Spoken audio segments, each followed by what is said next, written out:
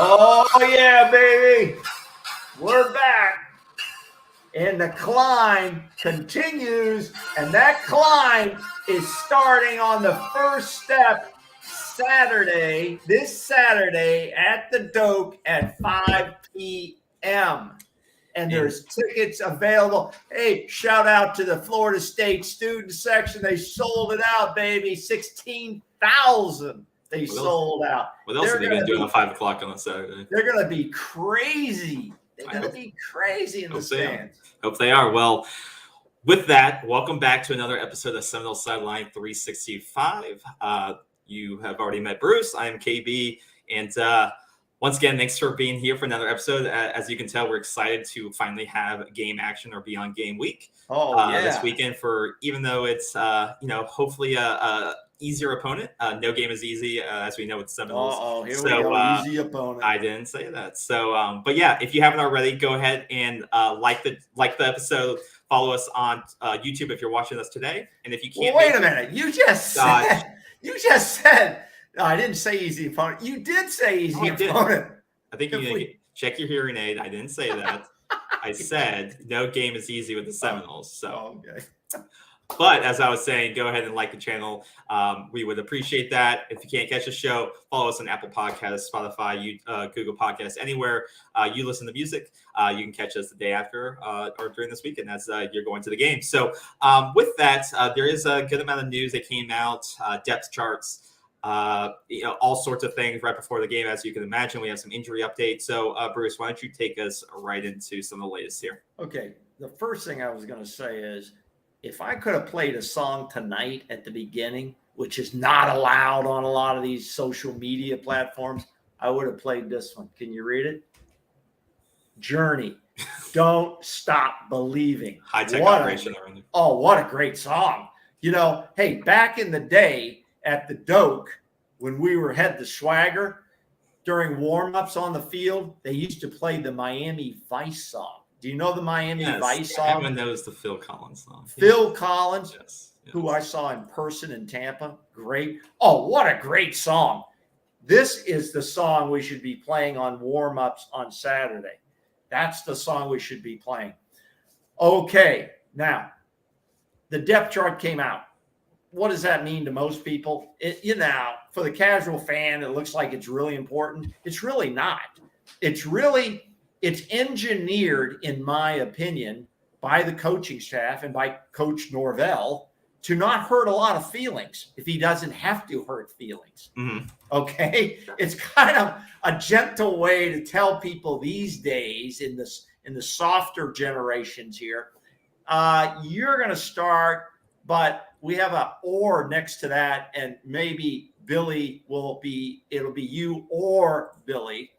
That type of situation. So we actually do show who's going to start the game, who starts the game, who finishes the game. There's going to be a lot of players run in and out of this game for a variety of reasons.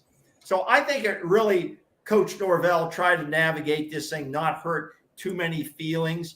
I didn't see too many people get their feelings hurt with what they put up there, because most of these guys are going to be rotating in and out quite a bit.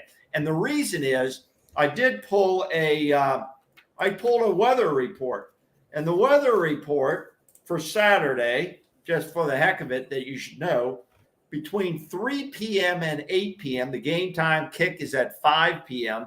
Thank you, ACC Network. What a crap time that is. It's not really a prime. Yeah, 50% chance of rain. 50% chance of rain between those hours. Okay.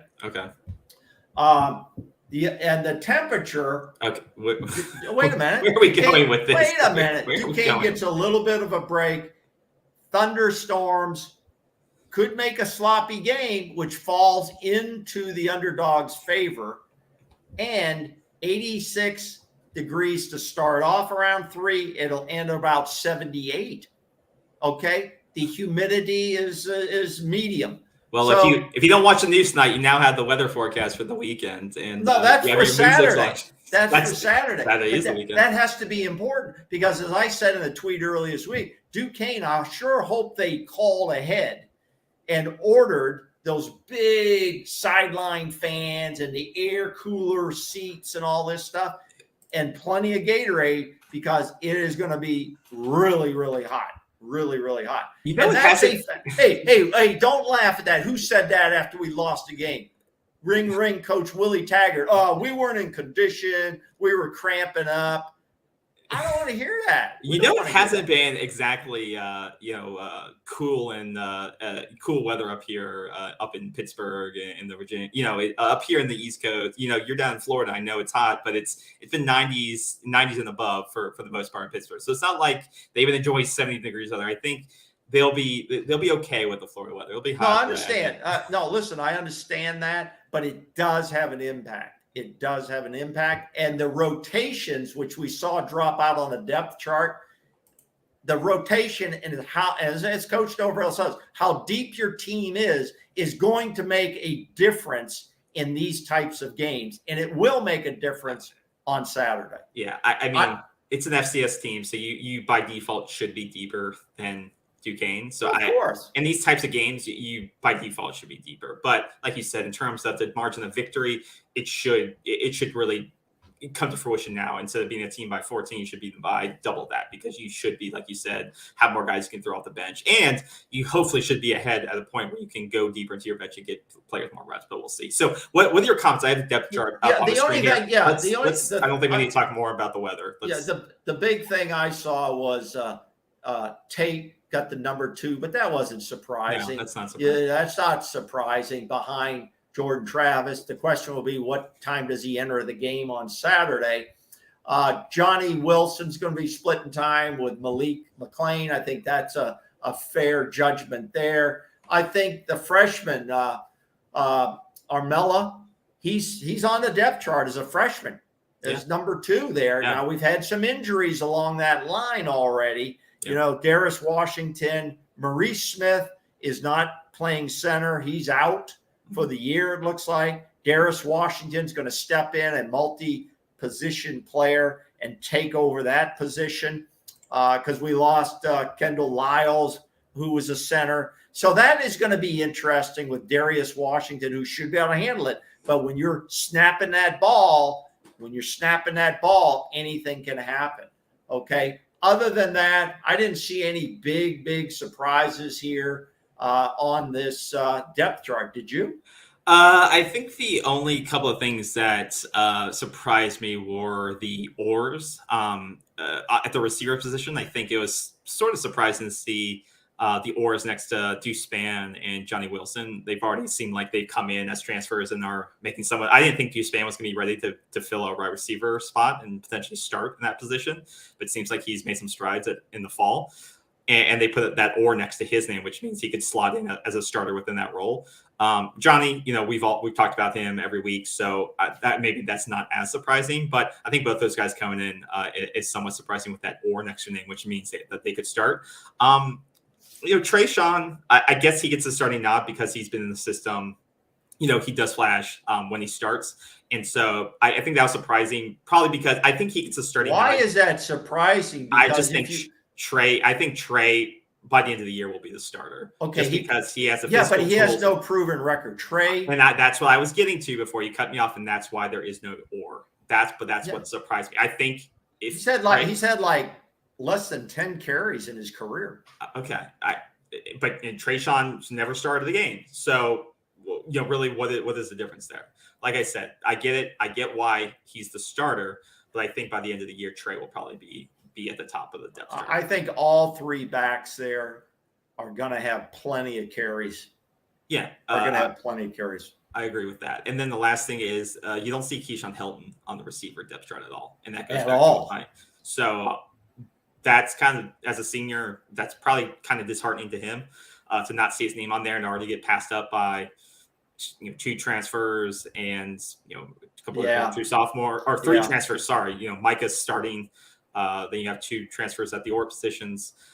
So I think it's got to be pretty disheartening for him. I don't know if he sticks. I guess I don't know where he goes from here. But well, nobody knows because nobody has asked the coach that when they've had opportunities to say, is Keyshawn hurt? Is he not? Why isn't he on here? Yeah. No, nobody asks those questions. It's, hey, well, never mind. That's another subject. So nobody asks the questions that people really want to know. So I think those are the surprising bits right there. But really, I think the Keyshawn question is probably the one that nobody's asked, and that's probably the biggest thing that sticks out. That's a great question. Yeah. We'll see. I'm sure that that will come out here at some point. But I think also to point out at the right guard position, you have two transfers in that position right there, which is interesting as well. So you're already starting to see transfers make an impact on this depth chart already at key positions across the board. You had Jared Verse potentially in that starting DN role. Were you surprised he was in OR? Were you surprised he was in OR? Who? Jared? Yeah. No, I think it's one of those things. Once again, I think it's a balancing of you're balancing kids' emotion, kids' feelings. But I also think Derek McClellan has made strides since his true freshman year. I think he's grown. He's gone through the conditioning program. I think they're expecting a lot of big things out of him. So, and I think Odell likes to rotate guys in and out. So I do believe that they will rotate that position consistently. And if one of them does rise to the occasion, starts to see a major impact, then they'll go with one or the, they'll go with one or the other. But I think, having two good ends is good. And I think both those guys are going to play well. So, no, it doesn't really surprise me then. It doesn't surprise me either. He's taking a step up in divisions, and he's really still got to get out there and kind of prove himself.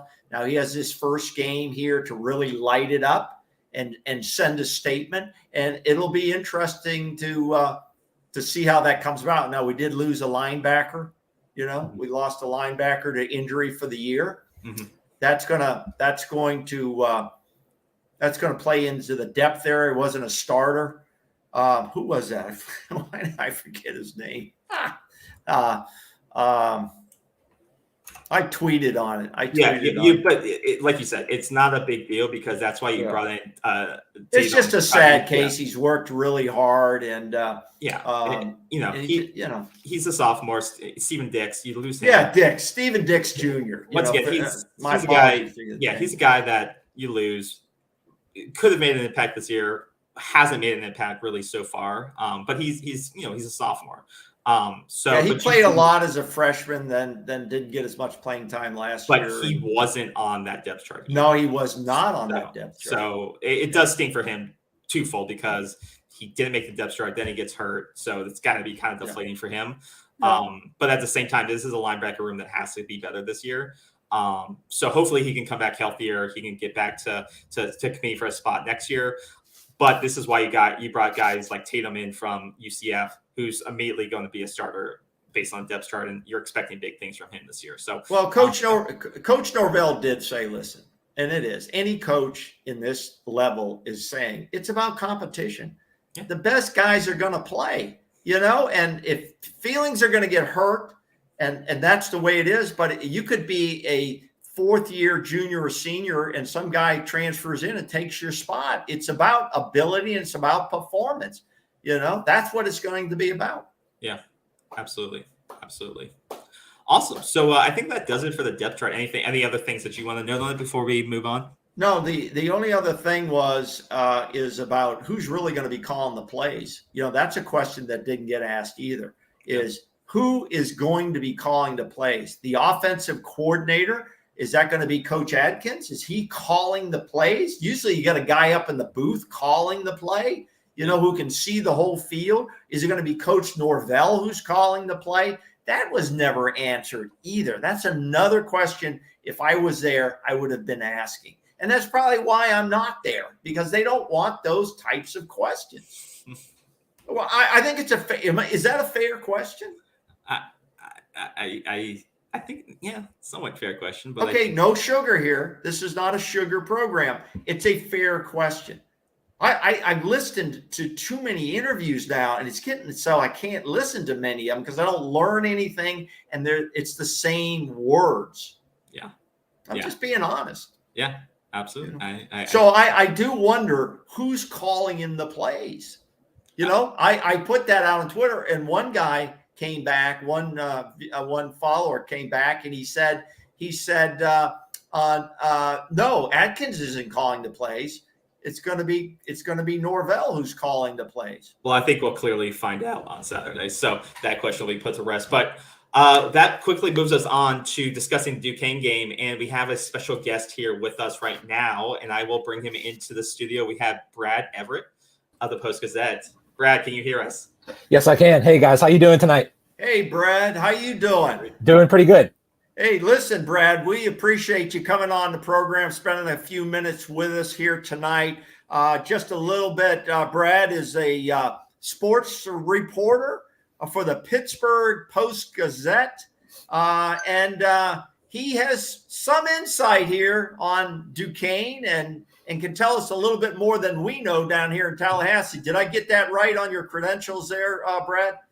Yes, you did. I mainly cover preps here for the Pittsburgh Post-Gazette, but we dabble in a lot of other things as well. So definitely looking forward to it.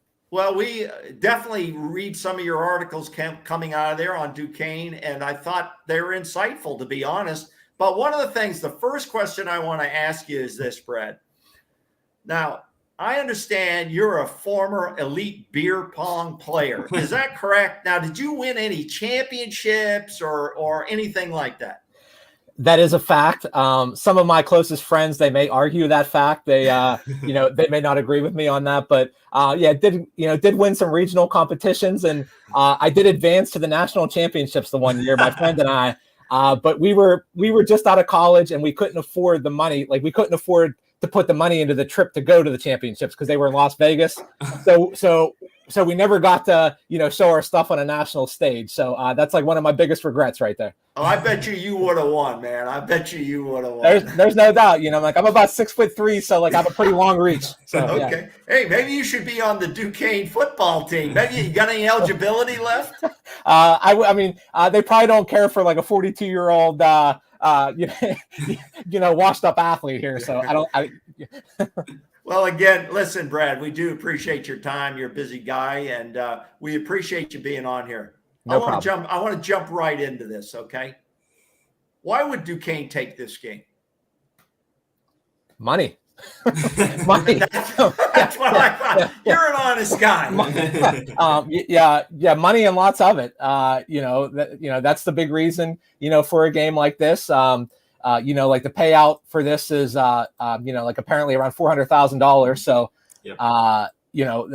that's a pretty nice chunk of change for them to, make some adjustments to the program, make some improvements and stuff like that, and kind of put that towards, what they're building now, what they're building towards the future. So, pretty much no brainer on their end, I think. I mean, they've scheduled a couple FBS opponents here the last couple years, and they'll be going down to Tallahassee, of course, this weekend, and then they also have a trip coming up to Hawaii. They're heading down to the islands there in September, so it should be fun. Yeah, that's really good. Now, they've had a pretty successful program there under Coach Jerry Schmidt, right? That's correct. Right. They've won conference titles in the Northeast Conference there. They're an FCS, level club. But you know what? We've been beaten by FCS clubs. Like last year when we had the heart attack with Jacksonville State on the very last play of the game. So if Duquesne can hang around in this game, they have a chance. Can they hang around in this game, in your opinion? I think they can. They have a lot of veteran guys. This team, they went down last year. They went down to Fort Worth, and they played TCU in the season opener down there. Didn't work out too well on the scoreboard. They also lost their quarterback, Joe Mishler, went down with a serious knee injury, missed the rest of the season. So that wasn't the best result, but they got that experience of playing in a, big environment like that, probably not as, wild of a crowd, probably not as spirited as a bunch as maybe Florida State, will be there come Saturday, but, still a big environment. And then they went to Ohio a couple weeks after that, and they beat an FBS team for the first time in school history. So, so they're riding some confidence there from last season. They have some returners back. So, I'm sure they feel I talked to a couple of the guys and they said, hey, listen, like we're not going down. This isn't for like a Florida vacation. I mean, we're we did that with our family years ago, like we're going down, like like we want to win this game. And they see what happened to Florida State last year. They saw them losing to Jacksonville. So that probably adds on to the confidence. It's probably like, hey, listen, like this team can be beat, but though at the same time, I think their chances would have been better if it was in this situation where Florida State's coming off a year where they lost one of these games, because they're probably going to get, or they should get, Florida State's full attention, I would assume, in this game. And they shouldn't be overlooked by any means. But if Florida State chooses to overlook them, this could become a game. Who knows? Well, yeah, if Florida State overlooks them at this game and we lose this game, Jerry Schmidt could be the next head coach at Florida State. Right. I mean, he could get the offer right away. Right. Right. Seriously. KB, you got a question? Yeah, you brought up some good points. And like you said, it seems like Duquesne is returning a lot of key players, the starting quarterback before he got hurt, running back and receiver. So it seems like they bring back a lot of offensive firepower and then a lot of key players on the defensive end. In your opinion, what kind of style of offense what kind of style of attack should we expect on Saturday for people who haven't ever seen Duquesne play before?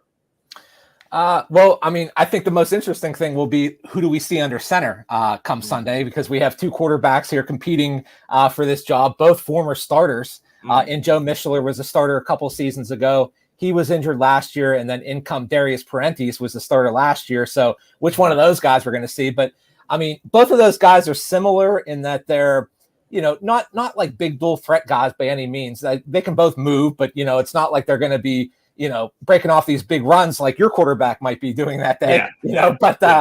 So you're not a big threat in his legs. But I mean, I think you can expect, kind of like a pro style attack there going up and probably a pretty even distribution, I think, of the run and pass, and they have a lot of guys back in both areas. So, probably won't be any, thing too crazy, but at the same time, when you're playing a team like Florida State, you're probably going to want to pull out a lot of tricks, like if you have any tricks there, like up your sleeve, that's a good game to, try to put them out there, because you're going to need to do whatever you can to win that game.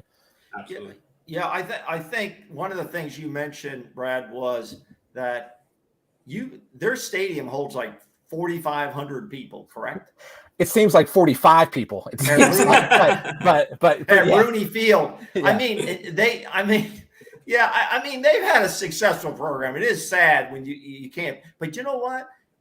When we were losing now, when I went to Florida State, I'm an old guy. I went there. We were 0-11. Mm-hmm. They almost disbanded the football. Now, this is prior to Bobby Bowden coming in, okay? Mm-hmm. We went through a 1-10, we went through an 0-11, and it was ring, Bobby Bowden, come in here and fix this thing. And he did.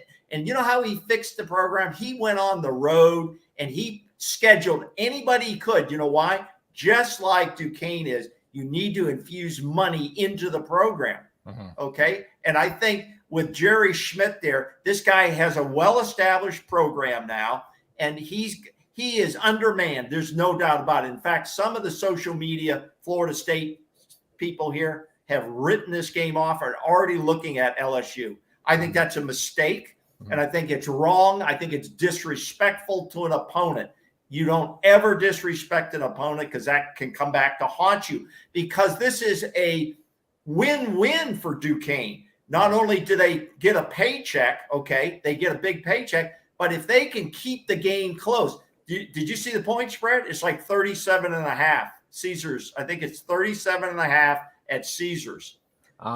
Is that just the first half line, or is that the full game line? Yeah. No. That's the full game line. Yeah, that's the full game line. But if they can keep this thing under that, they win.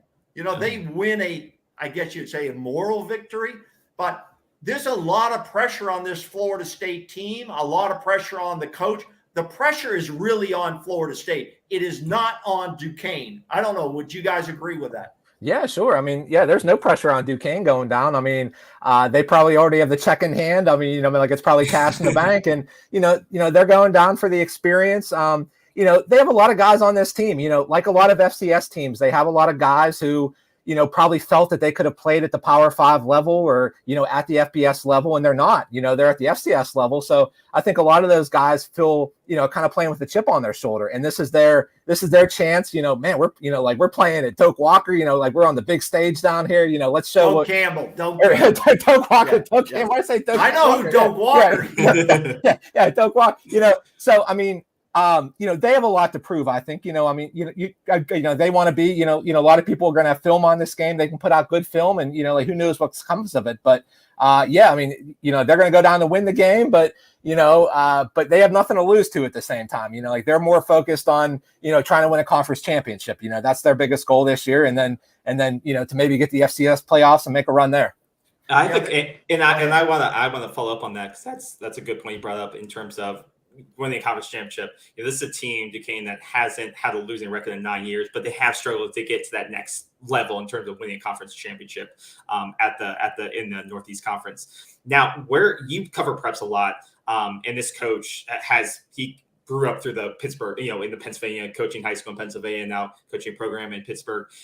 How do you think that scheduling these out of conference, these big FBS games, traveling to Hawaii, like getting on major networks, how do you think that helps them recruit the guys that can't qualify maybe for an SBF program, or can't get, or looking at transfer with all these new transfer rules in college? It does open up the door for these FCS schools. We've seen it with Jackson State. When you get a little bit of buzz, you can get some of these FBS guys who want to come in or have struggle at the FBS level, but have the talent and can really start dominating on the FCS level. So how do you think that plays in his strategy of scheduling games like this with Florida State, Hawaii, not only for media attention, but also to get, show that you'll get to play on the high stage even if you come to an FCS school? How do you think that plays with high school recruits?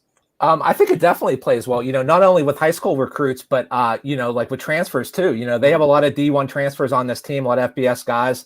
One of their guys, Noah Palmer, who was a defensive lineman at Pitt, and he transferred from Pitt to Duquesne. So, that's a guy that has experience playing in the ACC. Yeah. And, like he talked to one of our guys the other day about the experience about going down to Tallahassee, and, he's looking forward to it. And it sounds like that may have been one of the things that brought him, to Duquesne maybe a little bit, the fact that, he gets to still play some of these high level teams, granted it's not going to be that way the entire season, but, but they get the opener of Florida State, they go down to Hawaii.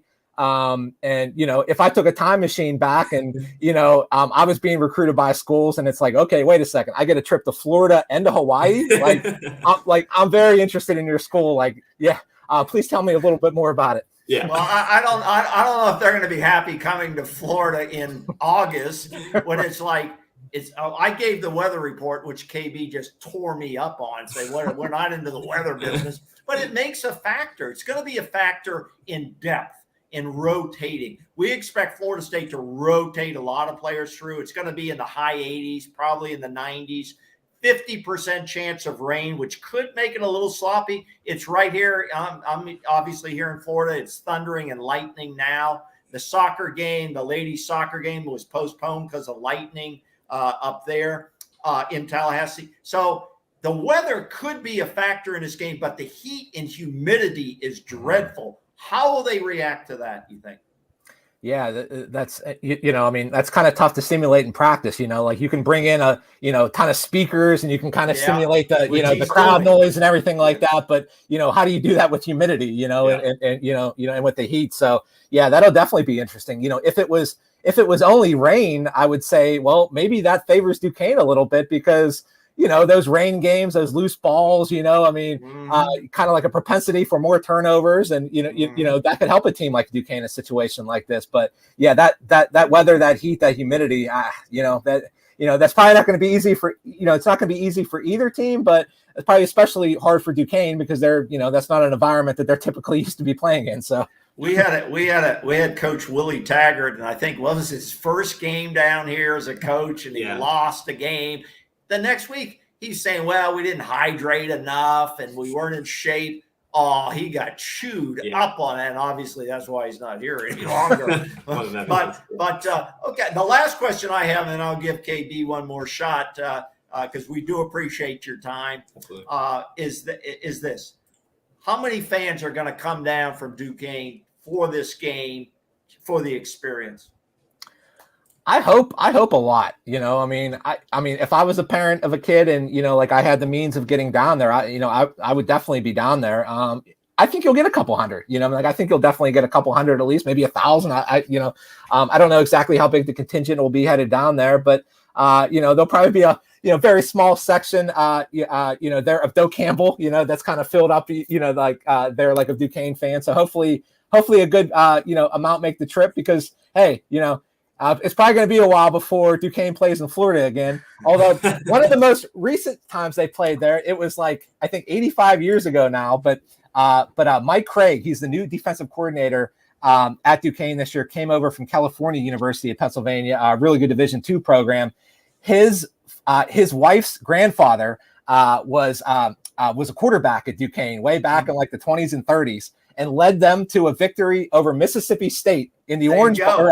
I'm sorry. It was way back. I think in the Gator Bowl. I think it was. It was way back in the Gator Bowl, I believe, about 85 years ago or so. So, so there's a little bit of a history there of Duquesne going down to Florida and winning games. So, while this would be a huge stunner and a huge upset, it wouldn't be unprecedented. Well, you can tell. Call over to Duquesne, say there's still tickets available. Now the student section is sold out. About 16,000 students are going to show up, and they're half drunk when they get there.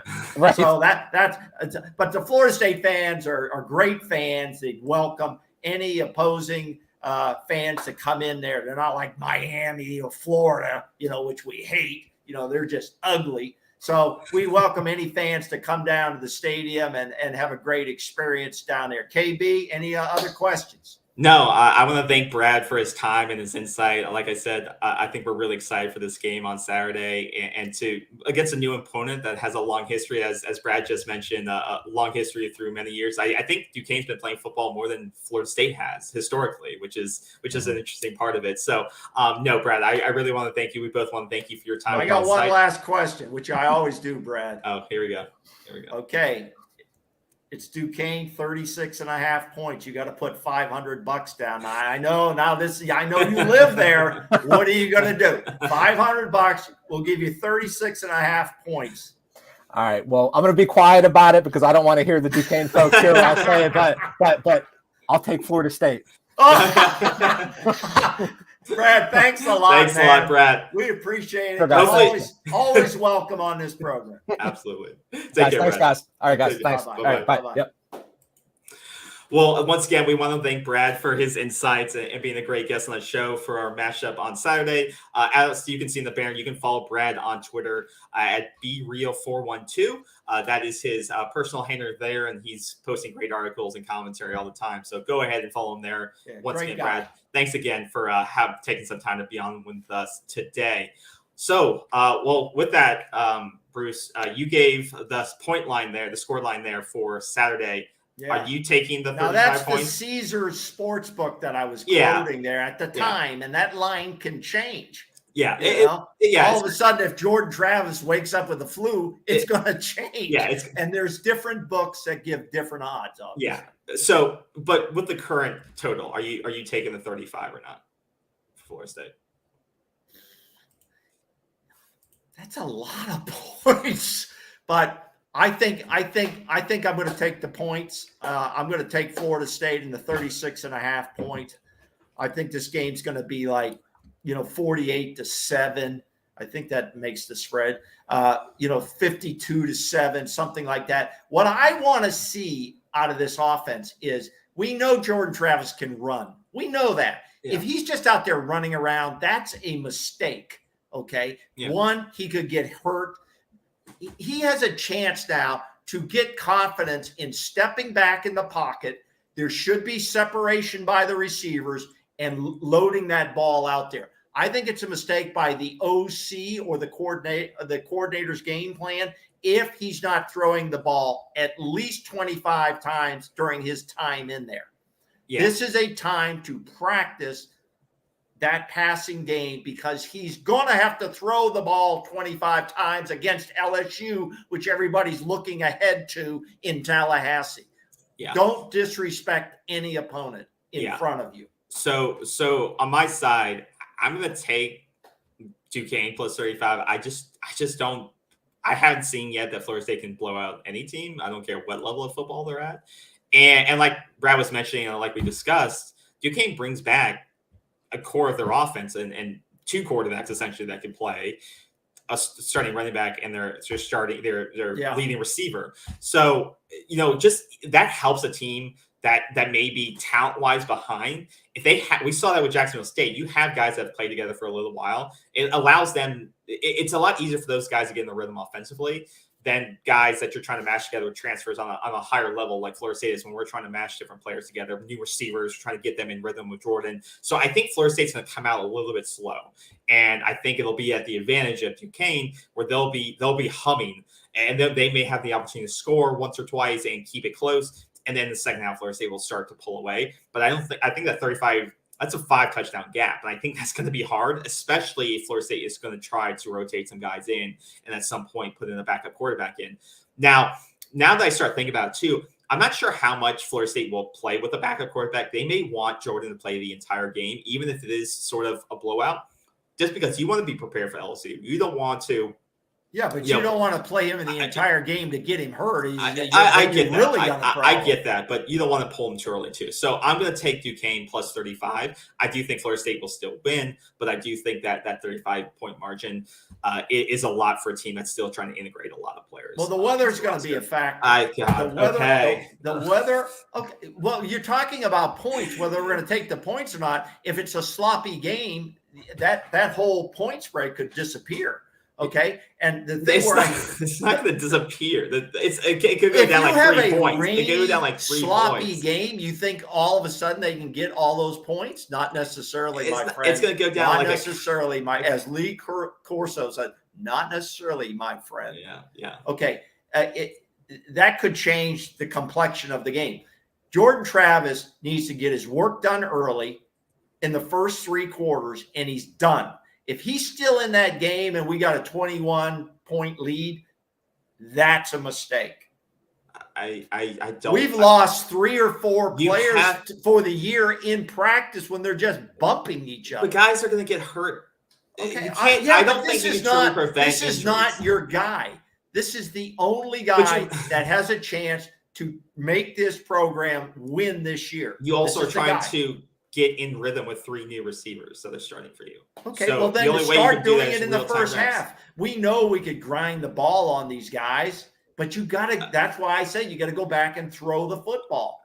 Throw the football. All right. Well, we'll see what happens if there. you can't throw the football against Duquesne, you ain't going to throw the football against LSU. You just said not to downplay your opponent. So what about not downplaying I'm just saying, your opponent? I'm not downplaying them. A lot of the social media guys in Tallahassee they're talking about LSU. One guy, I'm not going to give his name. He was right on the he's all over the internet. He's all over YouTube and all these. And narrows it down. I don't even want to talk about Duquesne anymore. That's disrespect. No, that's disrespect. Disrespect. Okay. Board material right there. Okay, it is board material, but I think that Jordan he needs to throw the ball 25 times in his game just for the practice. Okay. Well, I think I'll say it. I don't want to talk about Duquesne anymore right now. I think we've done a good segment on them. I'm looking forward to the game. I do think it'll be competitive, and I think it's a good warm up before we go into SEC country. So that wraps that up. You're taking the points. I'm not. And we'll call it. And then just as a forewarning for everybody, we are going to do a live reaction show right after the game. Either Bruce, myself, or both of us. We're going to do a quick recap post game. So probably around 8:00-ish. We will be on and we'll do a quick breakdown. It's not going to be fancy, anything like that, but we're going to give our live reaction thoughts on how things played out, any news that came out of the game, and we're going to give it to you live, and we'll be live. We'll post it live, and then we'll post the recording as normal. So, and then we'll do a recap the next week. So stay tuned for that and subscribe so you'll get that notification. Hey, yeah, and thanks to a couple of our viewers, Wendy Lackowitz and Jody Potter for listening in tonight and throwing some comments. I don't know why. I don't know what one of them. They said, not sure that 16,000 students would like Bruce's music selection of Journey. That's a great song. I would agree with that. Okay, that's a great song. So the next thing I want to go into, do you have any? I know you had some other Florida State related news before I go into wider related news. Was there any? Yeah, I had the one thing I thought was significant, and Kurt Weiler. You know, he's a writer, senior writer for the Osceola. He put out an article. I thought it was really good. It was about FSU to start financially rewarding student athletes for good grades. Okay. Yeah, it's a little sidebar issue, but that's a significant thing that has come out of court cases. Okay. That's the important thing. Is what's happening in these court cases that has produced NIL, that has produced now you can pay student athletes for having good grades. In fact, University of Florida, Miami have already been doing that. Florida State's getting on that bus a little bit late on that, but they're going to start doing it. You can pay what they call performance bonuses for academic achievement up to about almost $6,000 a year for, quote, good grades. They didn't really detail out what the hell is a good grade or not. But FSU athletic director Michael Alford, you know, he was quoted in saying that's what they're going to do. So the money is starting to flow to the athletes, the student athletes. We're not just talking about football. We're talking about all of them. Yeah. Okay. At this point. And this is just the beginning. And this is all fallout from the NCAA case regarding the Alston case. Yeah. And there's more cases out there now, most particular about athletes being called employees of the union and the NCAA. So that hasn't fallen out yet, but this is coming. You know, these things are coming. I think this is funny. And like you said, this is a great article about the Osceola. But I think it's interesting that and let me say this. I'm sorry to interrupt. Can I get my opinion out before you? The Osceola has been around forever. They are the longest existing newspaper. They had a newspaper print before the internet. I'm sorry. I existed before the internet. You did? The Osceola. Yeah, I did. The Osceola, I'd get that, you know, and read it just like newspaper. But they're really they put out a really good product. Go ahead. So what I was going to say is that they point out in the ESPN story that only 22 of 130 FBS programs had implemented this type of compensation already, in Florida State not being one of them at the time, with four ACC schools doing it in total. It just astounds me that with all the other NIL stuff and how hard it, sometimes like Florida State now has like 3 NIL organizations and collectives trying to get, athletes with, set them up with different companies and stuff like that, get them paid. This just seems like an easy way to get kids cash, but for the right, easily. Like, it's an easy incentive to make sure you're in line with NCAA grading guidelines so that you can actually go to bowl games, because Florida State struggled for that for years, especially under Willie Taggart, when they couldn't get a 2.5 on average for the team. But, you're rewarding kids who are going to class and doing well. And then 2, they're getting some cash for doing that. So especially now that it's legal, that's fine. I don't know why more schools wouldn't embrace this. The only reason I can think of is some of these, this comes directly from the school as opposed to an organization, outside organization. So it's actually coming from the school's pocket versus from a corporation's pocket. So that's where I can see why maybe some of the schools aren't embracing it, because they actually have to pay out this. But I think I don't see, if you have the money as an athletic department, which I know some athletic departments from smaller schools do struggle with cash. Maybe that's why they're not doing it. But I think it's a great incentive now that they can do it. Pay the kids for balancing the books, doing well. And that's a way that you can get cash to all your athletes, no matter what position they play. If they're not a star, it can be still kind of used as a great recruiting tool in my mind, with it being kind of, and still being on the level of not being NIL, but still sort of being like an NIL, right? Or academically. So that was just my. This is one of the few times I agree with you. This is another way to help attract athletes. Yeah. Okay. Student athletes to your program. And again, all athletes.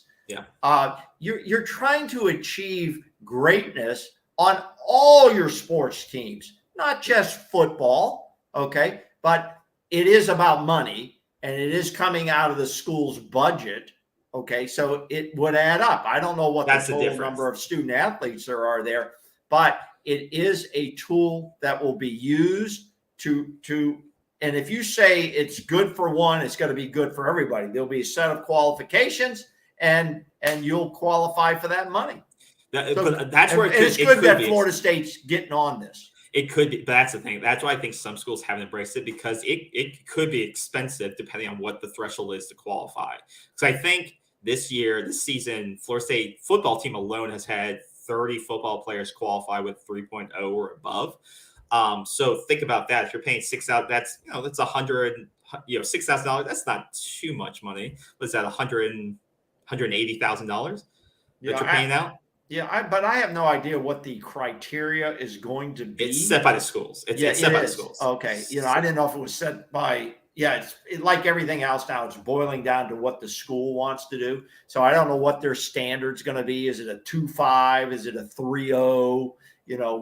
What is it? So, but this is across all, but this will be across all departments. That's the thing. So you have to think about lacrosse and swimming and track. So that adds up, that's going to add up to a big expense. Yeah, it has to be equal across the board. But here's the bottom line. They needed to get on board. They are on board.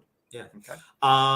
So I think that's the last thing you had for discussing with Florida State. No. Or is there anything else? No, I got one other thing. Okay. I got one other thing. There we go. So I was watching some interviews of Coach Norvell here during week 0 practices. And, I want follow-up questions are the best questions. And this was not asked to him, but he said it, and not one person spoke up and followed up on it. So he said he's looking for continued growth. Okay. Continued growth in 2022. Okay. I would have followed up and I would have said, Coach, what does that mean? What does continued growth mean for this team? I think it's more wins. So I'm going to ask you, KB. KB, you're the coach. Coach KB, what does continued growth in 2022 mean? It's a bowl game. It's getting into a bowl game. A bowl game. Okay. So 6 wins. That's six wins. Yeah. Is that good enough? When there's guys out here shouting that they should win 8 or 10 games? Reporter, are you going to let me talk, or are you going to talk over me? Go ahead. So continued growth would be, 6 or more wins. So the baseline for minimum improvement is 6 wins. Now, we're obviously trying to grow and get better than that, but minimum improvement baseline is 6 wins. That would show that we're getting a little bit better. And then 6 wins is a bowl game, or a bowl game is the minimum criteria for improvement. And then winning that bowl game would be, a good baseline for that. So that's 7 wins right there. That's a +2 improvement over last year. The other thing improvement would be beating our rivals, beating Clemson or Florida. So that's something else. Oh, how about Miami? You forgot them. You beat them last year, so. Well, you need to beat them this year too. Okay. This is why they don't ask these questions, because that's why you're not in the press conferences, because you can't argue with the person who's speaking. Gosh. Yeah. No, I wouldn't argue. I'm not that. Yeah, I do that with you. Okay. Yeah. I did that with you. Bottom line is. But that was a good question. You could have asked Coach Norvell, right? What do you see? What is, what that means? You could ask, what are the metrics for improvement? Yeah. What are you tracking as improvement? And I would say 7 or more wins. Yeah, sideline 7 reporters. wins. But then those words get taken and get put on every article that says Florida State's only trying to get to 7 wins. Like, I get why they don't want to put hard numbers down, because that's what then gets plastered everywhere. So but that's what I would mark as improvement: 7 wins. Yeah. Okay. That's the question I think they missed out on, but they miss a few, and I try to bring those questions up since I am not there. We know why, and not allowed to be there. And we know why. That's another topic for another day. Yeah.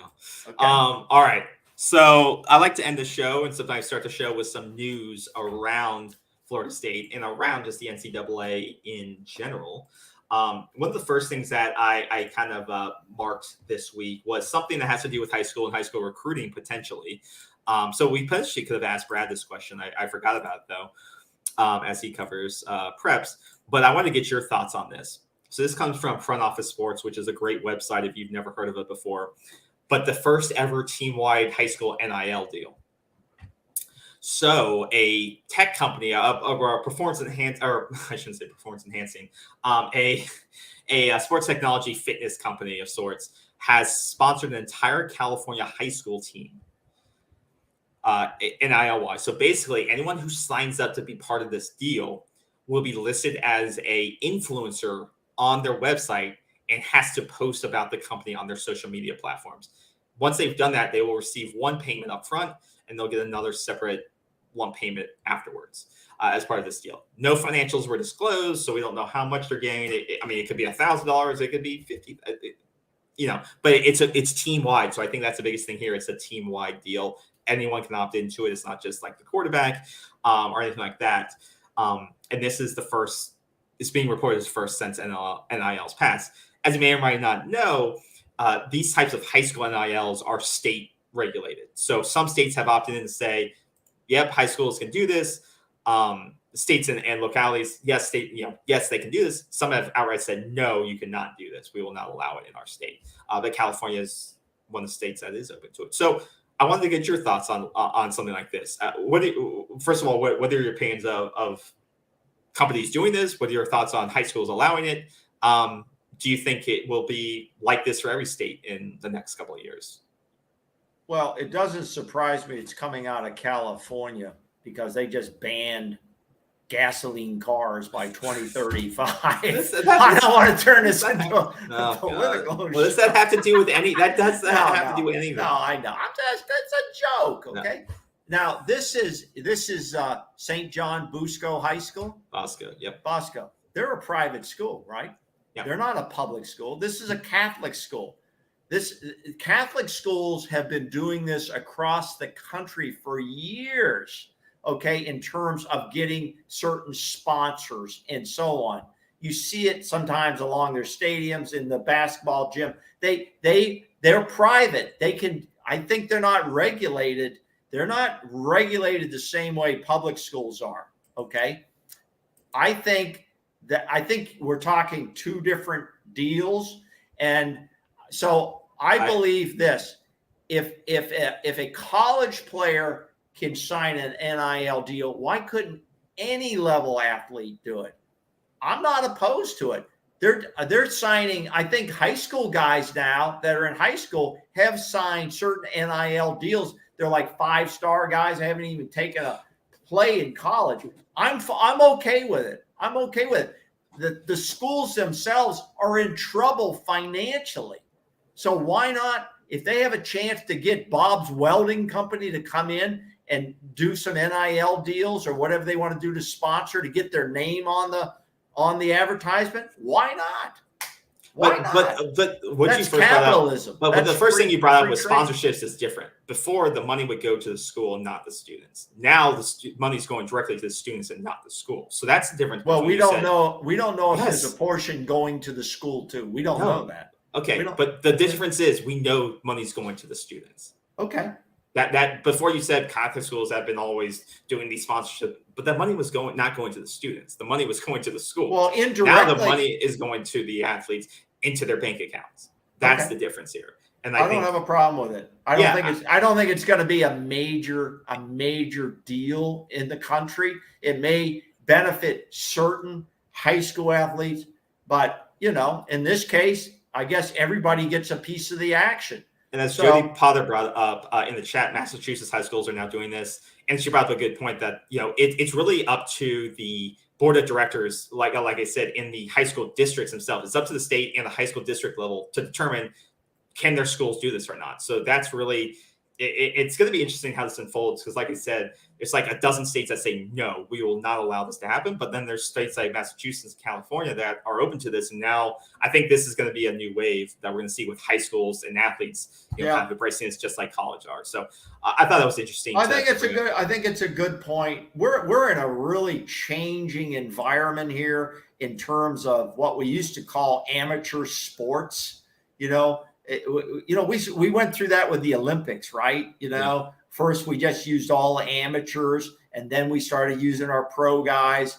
This is a developing story. There's more coming from these cases against the NCAA. The next thing to drop, I think, is going to be the employee. The college student athlete will become an employee of the university and the NCAA, and that gives them certain rights and benefits. And then that goes back to the College Football Players Association, the guests we had on. Okay, Alonzo, it goes right into his wheelhouse in terms of talking about how these player unions will come about. I do believe that's going to happen. I do believe that's going to happen. Yeah. So the last thing, or one of the other things I wanted to bring up was kind of related to this, but it's it is definitely related to NIL. So Amazon is getting into the NIL business, which really, yes, I didn't see that. I think it's interesting on multiple fronts, and I'll bring up the article here so you can see. But as you can see, they've signed 2 athletes to NIL partnerships. Which I believe is super interesting for a number of reasons. And this is reported by On3 NIL. Are they college guys? Yes. Okay. So in the way that they're going to do this is pretty interesting. Amazon's really expanding. So they're expanding with Thursday Night Football. TJ Finley, if you don't know, he plays at Auburn. But and the other guy they signed is Brevin Callaway from Clemson, so an ACC guy. So they're rolling this out very slowly, getting into the NIL space with these 2 athletes. But essentially, what's going to allow them to do is basically these players are going to be able to set up their own kind of athlete profiles within the Amazon store, and then basically promote things. And if you buy things through their links, they basically get compensated for it. So they in a sort of way they can set up their own. And guess who set up this deal between Amazon and these athletes? Who? Mackenzie Milton and his Dreamfield organization. Yes. Hey, so good for Mackenzie. I mean, that's good. Yeah. So it's a wild west shootout here, brother. Yeah. So I think it'll be interesting with Amazon getting into this. I think what they're doing in terms of setting up these athlete stores, where you can follow an athlete, see what they're kind of what they're posting and kind of apparel and stuff like that, and then they get a portion of those proceeds that go through the Amazon store. And obviously, everyone uses Amazon, right? Whatever you're looking for. I do. So yeah, basically they'll have all their unique pieces of merchandise set up on the marketplace. Whatever you want, you pay, and then they get a piece of that. Which is pretty cool. That's really innovative, to be honest. Yeah. So I when I saw this, I was like, this is, if I was an athlete, I would say, get me in on this. If I had any type of following, and apparently these guys do have a pretty good following, which is why they were targeted for this. They have a good social media following, which makes sense. So if you have that following, obviously, this is, that's a good. I got to make a point on that. That's a very good point. I am not, and I won't do it personally. And some Florida State fans are not going to like me to say this, but when we get a guy, who says he commits to Florida State or he's thinking about it, and he comes on Twitter himself and he goes, "Hey, drive up my numbers on Insta and on Twitter, or mainly on Insta and all this, get my profile up." I'm not going to play that game. What's wrong with that? I'm not going to play this game of driving up people's numbers and then they bail out. I'm not doing that. I will drive up their numbers once they sign the paper, but that's just me. I'm not speaking for any other Florida State fans or what you do, KB. I'm speaking for Bruce. And I'm not driving up your numbers and you play me and then you're on the next car out of here. I'm not doing that. I'm not doing that. Okay.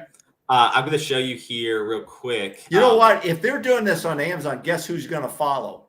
Walmart. Walmart is no kids don't look at Walmart. Walmart has no pull with younger kids, man. I'm just telling really. you. Yeah. Okay, I'm just. And they don't have the infrastructure like this. Okay. Amazon makes it so simple. Everyone go. I love Amazon. I'll be honest. And hey, you want to saying. jump on us and be a sponsor of Amazon? We're good. I mean, what you do and how you do it is unbelievable. And so this is what his store looks like. Oh wow. So like you see, it's Amazon. It's in Amazon. This is his store. You can follow him, and he just posts this all, his different merchandise. What is that dog thing? You could put your dog on there. Put Gus out there. KB, you could have your own store with Amazon. So you can buy a dog. You can buy this dog collar. So yeah, but basically, yeah, if you buy through his store, then you know what he should have on there? He should have those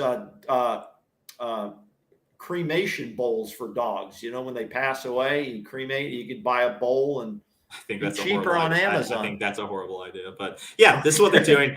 I would expect this to explode. Honestly, I think this is a great idea, and I think Amazon's going to crush this because they don't have to. These athletes don't have to set up websites. They all their could he sell a used football jersey that he wears it like a game jersey in there? Probably not. It'll be. They do. I mean, they do have used merchandise. That'll be called employee uniforms. Got to be turned in. We'll see. But yeah, we'll stay on top of that. Wow. I mean, there's so much stuff to stay on top of. It's amazing. Yeah, it really is. It's hard to do. And then one of the final things I wanted to show you that caught my attention was the announcement of the new streaming service for college football. I don't know if you saw this for our HBCU Go. So programs like FAMU are now going to have a way they've now gotten their own deal to stream these football games. So they're going to have their on demand, have their own streaming service. So, everyone was hearing about the Big Ten's deal. $7 billion deal. But now Byron Allen and them have basically the first of its kind. Now we'll have a streaming service for the SWAC and CIA stream these schools. So now people who want to watch Florida A&M that don't live in Tallahassee or can't see these games can now have this app. And it's rumored to be around, I think, like a long-term contract, but financials really weren't considered. I think this is a good play because they think it's like a 10-year, $120 million contract to stream these services on one place. My thinking is that this is going to get high viewership. It's going to crush it, and then he can flip this and sell this too.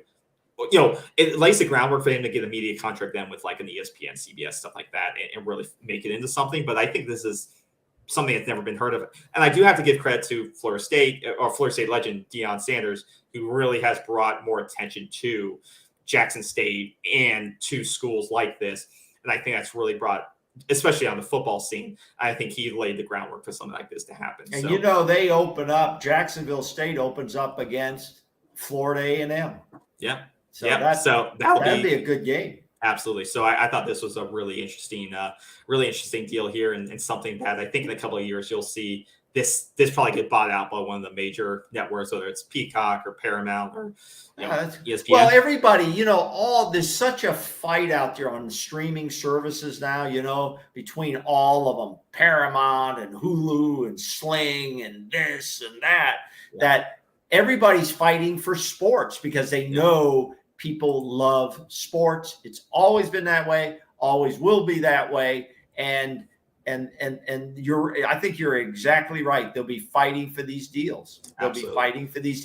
And let's not forget, it's gone a little bit silent right now. The submarine has gone down a little bit, but you don't think Florida State's out there still beating the bushes about leaving the ACC? You're wrong.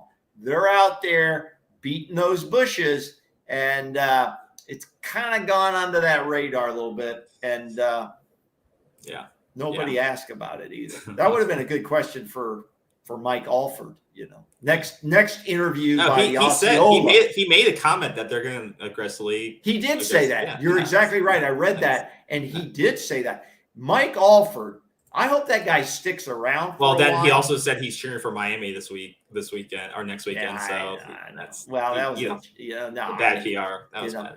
But but he is an aggressive guy. He's an aggressive guy. He's doing all he can. Okay, and then the last point What's the last is point? the quarterback club and the guest speaker that night. No. I have one more thing before we wrap up. Is that the thing, or can I comment on it? No, it's not. Okay. Wait a minute. I just would say Coach Norvell gave a very spirited speech at the quarterback club this week. Okay. And there's some video out there if people want to look for it, but it was very spirited. I think Coach Norvell is pumped, and he knows now, hey, the fun part's over. Now we're going to battle. We're taking our Warriors. We're going to battle, and the real questions are going to start. Okay. Yeah. Well, he needs to win. What I call the real question. Or the rah-rah stuff's not going to work. The rah-rah stuff is done. Yeah. Okay. And then the last thing here before we wrap up is the last piece of news. I thought this was kind of funny.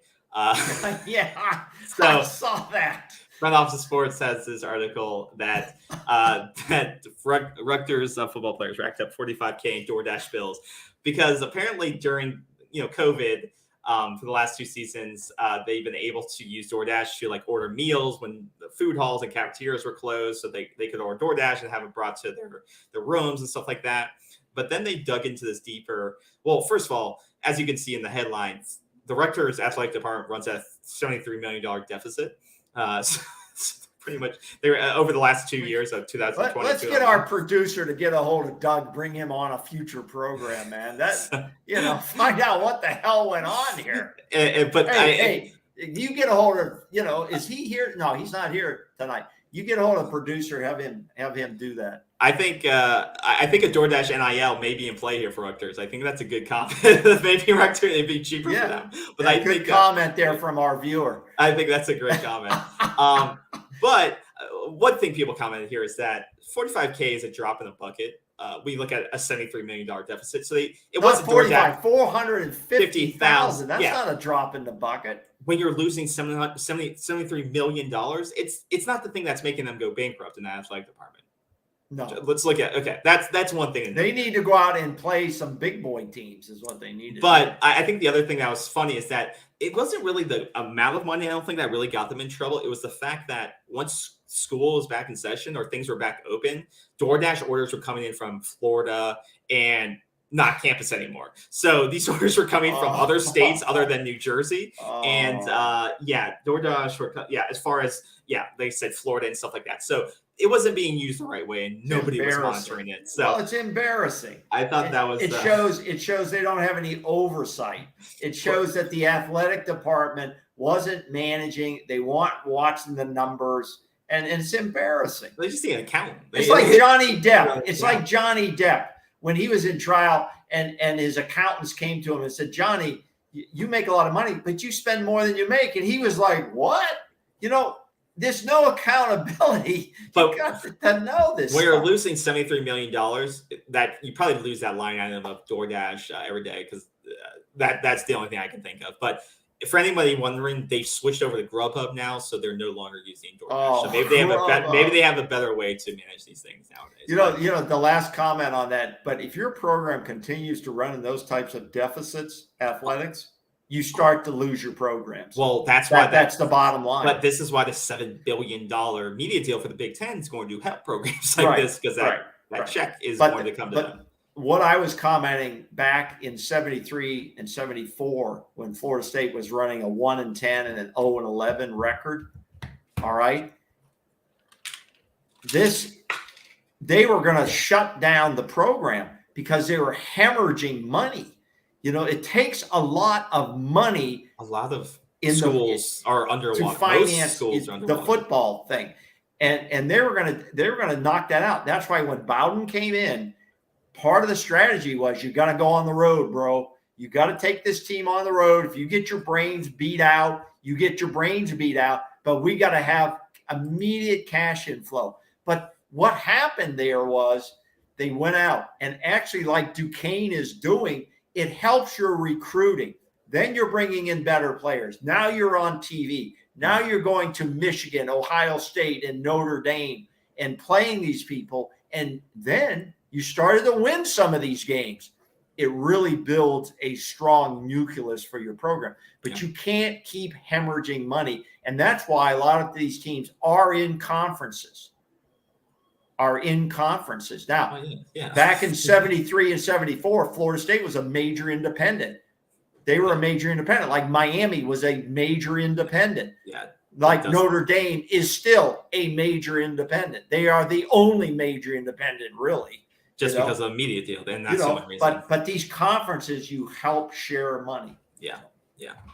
All right, I think that's going to do it. Unless there's anything else. As our viewer said, early '80s, Florida State played all over the country, just like you said, Bruce. They did. They did, and you know what? The history of that, people should go back and look at that. It's amazing, and I was able to follow all of that.